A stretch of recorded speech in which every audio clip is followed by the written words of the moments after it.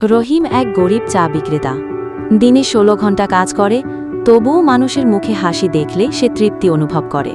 পথের পাগল, গরিব ছাত্র, ভিখারিদের বিনা টাকায় চা দেয়। মাঝে মাঝে নিজের খাবারও গরিব মানুষদের দিয়ে দেয়। একদিন এক অঝোর বৃষ্টির দিন, চারদিক ঝাপসা, কেউ নেই। হঠাৎ সে দেখে একটা ভিজে বৃদ্ধা ভদ্রমহিলা বসে আছে তার দোকানের পাশে। তার কাপড় চুপচুপে, ঠান্ডায় কাঁপছে। রহিম ছুটে গিয়ে নিজের গামছা দিয়ে তার শরীর মুছে দেয়, আর নিজের শেষ চায়ের কাপ তার হাতে দেয়। তিনি কাপটা হাতে নিয়ে কিছুক্ষণ চুপ, তার চোখে জল, কিন্তু ঠোঁটে হালকা এক রহস্যময় হাসি।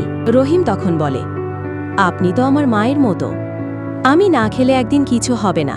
তখন বৃদ্ধা ধীরে ধীরে বলে, তুই জানিস না ছেলে, এই এক কাপ চা একদিন তোর জীবন বদলে দেবে। তখন রহিম বলল, জীবন বদলানোর ক্ষমতা আমার চায় না মা, আর এটা তো শুধু একটু গরম মায়া মিশানো পানীয়। বৃদ্ধা চলে যেতে যেতে একবার ফিরে তাকায়, তার মুখে এক অচেনা ধরনের শান্তি আর অভিজাত ভাব।